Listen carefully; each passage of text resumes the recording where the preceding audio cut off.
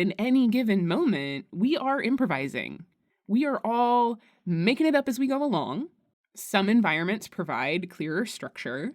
Sometimes there are rules to follow, procedures, that it's not as willy-nilly like, let's just go from nothing. But because we are moving through the world, interacting with other humans who have different ways of understanding the world, different ways of seeing the world, different ways of responding to the world, it's all fucking improv. And so what it means to yes and life is to be present with what is. It's to treat everything that your life is throwing at you, even the shit you don't like, as reality, as the offer that life, the universe, the people in your world is providing. Welcome to Settling is Bullshit, a sweary podcast about claiming your joy. If you are an adult human craving healthier boundaries, a greater sense of purpose, or an increased capacity to feel at ease in your own skin, then you are in the right place, my friend. I'm your host, Kate Blauk, and I'm here to offer you practical tools and playful encouragement to help you step forward and be your most awesome self. My hope is that each episode will leave you feeling a bit more empowered to make brave choices and claim your joy.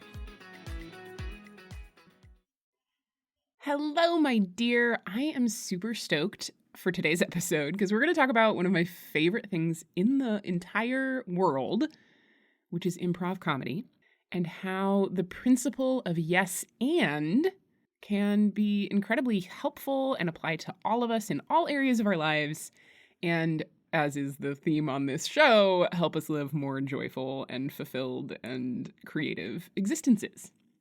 So, just to give you the very brief rundown on what I mean by improv comedy, it is a form of performance that is made up on the spot.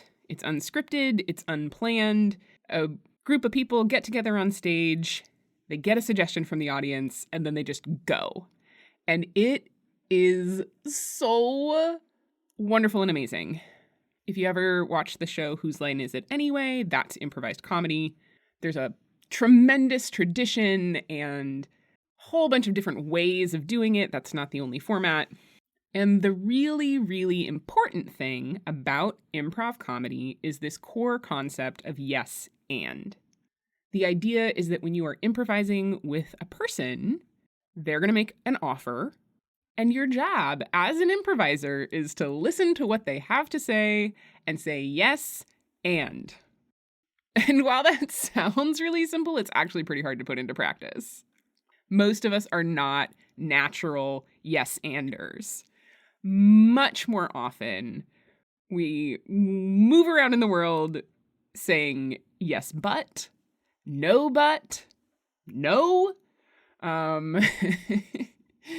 and untraining that particular tendency was transformational for me. And it's a just really beautiful, very simple tool for moving through the world with greater fluidity, greater flexibility, and a greater sense of presence. And so that's what I want to talk to you about today.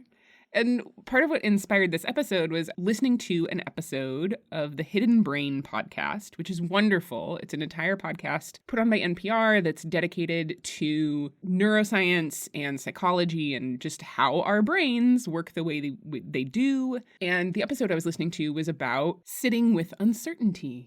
And it felt very timely for these politically wackadoodle, uncertain times that we are living in right now.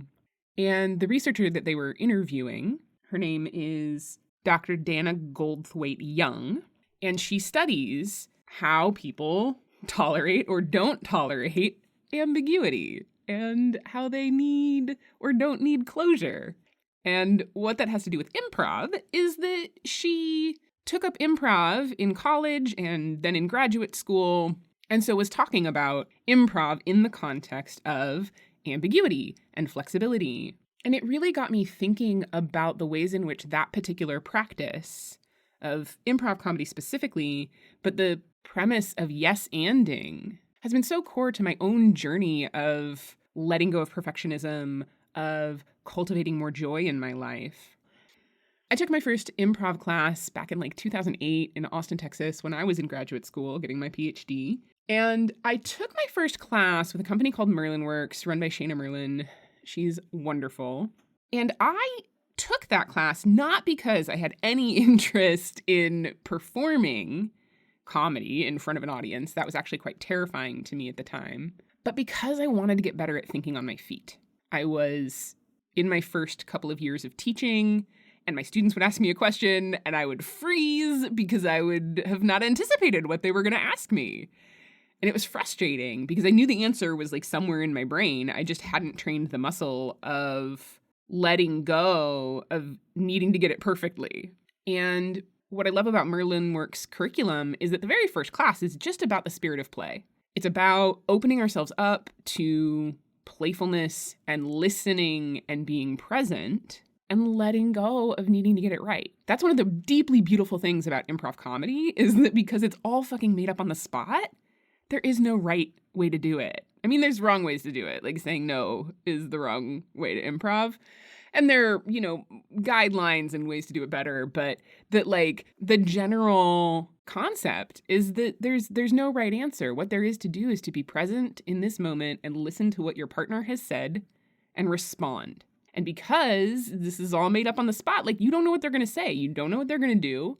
And so you have to be really present. And y'all, that's how life works. We want it to be predictable and regular and steady and to know what to do. And we want to have structure.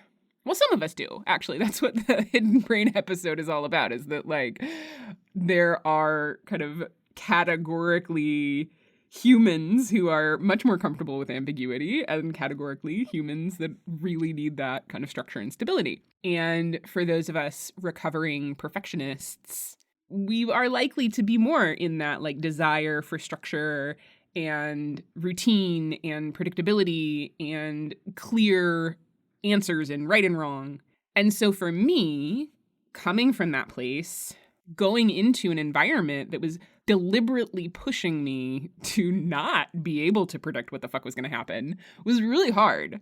But it was also a skill set I needed to cultivate. In the classroom, I could bring a lesson, I could have a plan, but I was navigating 20 or so undergraduate students who might or might not understand the material, might or might not sort of be willing to participate, quote unquote, appropriately in the exercises that I had designed. And for my own like mental health and anxiety reduction and stress reduction, it became clear to me that I needed to cultivate the capacity to have more flexibility and adaptability and willingness to go with the flow.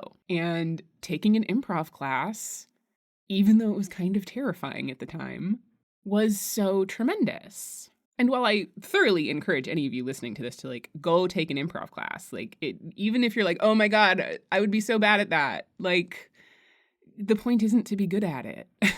The point is to like develop a skill set that will help you be more flexible and present and connected to like what's actually happening in this very moment. And so to bring it back to this idea of yes-anding life, all of that is to just set the context that in any given moment, we are improvising. We are all making it up as we go along. Some environments provide clearer structure. Sometimes there are rules to follow, procedures, that it's not as willy-nilly like, let's just go from nothing. But because we are moving through the world, interacting with other humans who have different ways of understanding the world, different ways of seeing the world, different ways of responding to the world, it's all fucking improv. It's all an opportunity to listen and be present and to respond instead of planning ahead. I mean, I know I'm certainly guilty of like thinking other people's thoughts for them, thinking I know how they're going to respond and planning my response based on that response and spinning out in that direction. But I will say I've gotten a lot better at not doing that. The more aware of it I am. And so what it means to yes and life is to be present with what is. It's to treat everything that your life is throwing at you, even the shit you don't like, as reality, as the offer that life, the universe, the people in your world is providing. Like, here's the offer. And I hadn't really put it together until I was thinking about what I wanted to say in this episode and reflecting on the podcast episode I listened to this morning. But there's a really deep connection here between what I talked about in my episode on the difference between settling and acceptance. That saying yes is acceptance. And saying yes to life, to the things that are happening in our lives, doesn't mean we have to like them, right? The and can be like, yes, the current political climate is a bunch of bullshit and I really don't like it, but it is. I can't change it, right? That's the acceptance piece. Like, yes, this is the reality in which I am working. This is the offer that has been made that I cannot change. And what do I want to do from here? And what can I add? What can I contribute? What can I do rather than, yeah, that's what's happening, but it's fucking shitty and I'm going to give up and everything is terrible. And why bother? Right? That is a yeah, but. And that's like the big sort of political atmosphere way of approaching it. But there's so many small ways that we yeah, but life that we might create something, cook a meal, host a party, do something for the people in our lives or with the people in our lives. And instead of saying like, yeah, and that was awesome, and I look forward to doing it again in the future, instead we default to this like inner critic bullshit and say, yeah, but it wasn't that good, or here's all the like criticisms of what could have been better. And what that does is it shuts things down. When we're doing it to ourselves, it shuts us down. I know I've been guilty of this a lot. I am a baker. I love baking. I will bake things and I'll share them with people and people will be like, oh my God, this is amazing. And I'm like, yeah, but I think this was the problem. I wish I'd took it out of the oven like 10 minutes sooner. Blip, blip, blip.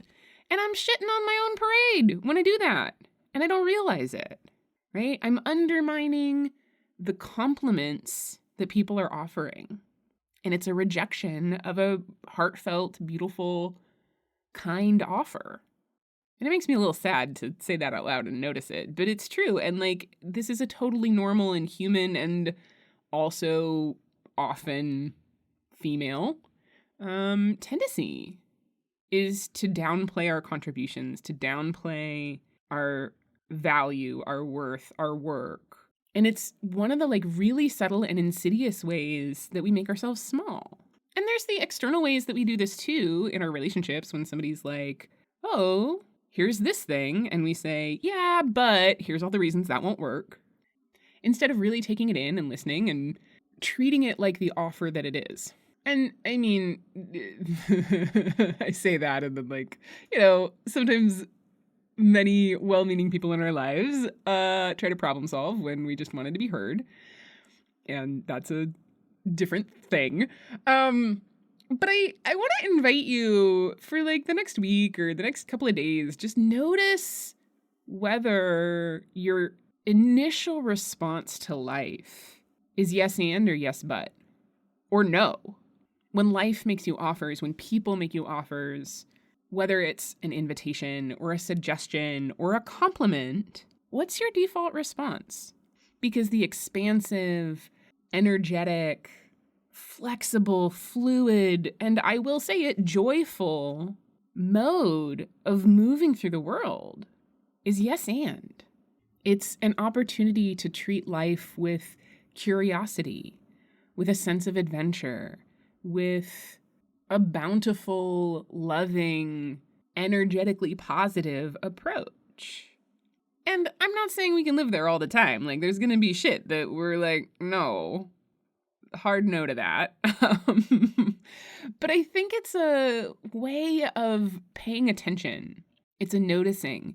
It's a opportunity to kind of shift the scales to get to a better place of balance of, am I saying yes and to my life more often than I'm saying yes but? Am I saying yes and more often than I'm saying no? Because there is a balance, you know, there is the importance of self-care. There is the importance of boundaries, right? And like, one of the ways of saying no is to say, you know, I'm so grateful for that offer or invitation. If circumstances were different, I would totally say yes. At this time, though, I can't make that work. But I really like the idea of sitting with and being present with the offers that life is making, the invitations, both kind of specifically to events and to opportunities, as well as just the ways in which life makes offers, right? It's a red light, it's a traffic, it's a whatever that we may not like, but that are opportunities to really think about, like, okay, here's what is and how do I want to respond? And a yes and response is generative. It's looking at possibility, it's looking at opportunity, it's looking at what can I make with this situation? Like, what can I make from here? Given this reality, what can I add? What can I bring? What can I do differently? What do I want out of this situation or this reality that I'm operating in? And how can I live from a place of expansion rather than shutting down? That's another big component of like what yes and means. Yes, but and no shut things down. Yes, and opens things up. And what I deeply believe to be true is that joy and creativity and play are the key components for living an expansive and abundant and joyful life. Yes, I just said that joy is a component of joy, but whatever, you get what I'm saying.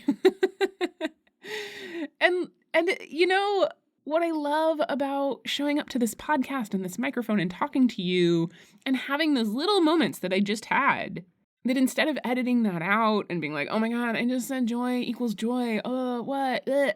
Like, I just said yes and. Okay, yes, I did that. And I'm going to laugh about it. And I'm going to move forward because I don't have to be perfect.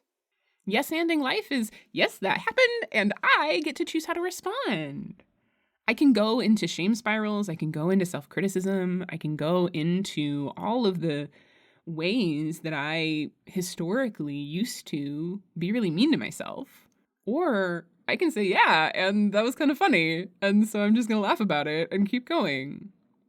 And that's a practice. In all things. I don't do things perfectly. Nobody does things perfectly. The whole point here is to say fuck off to perfection.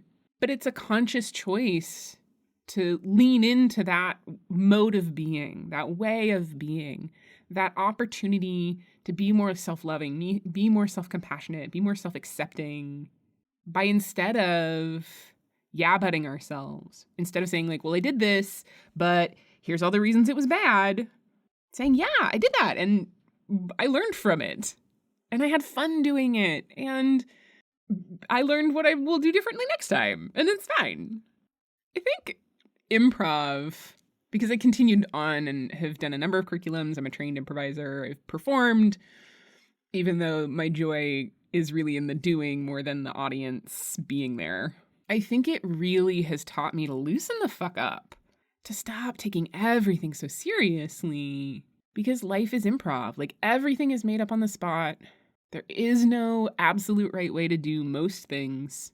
And the point is to have fun, to enjoy myself, to treat myself well in the process.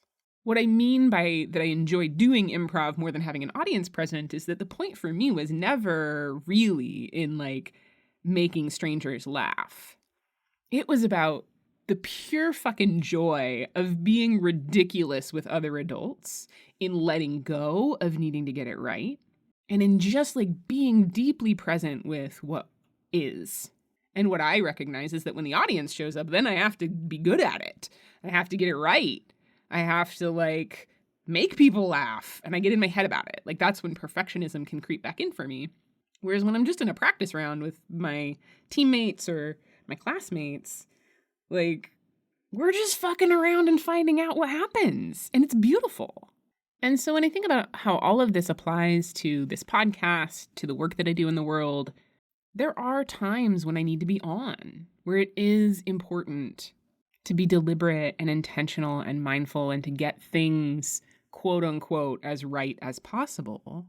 But what has been tremendously liberating and freeing and joy making in my life is recognizing that that is not all the time.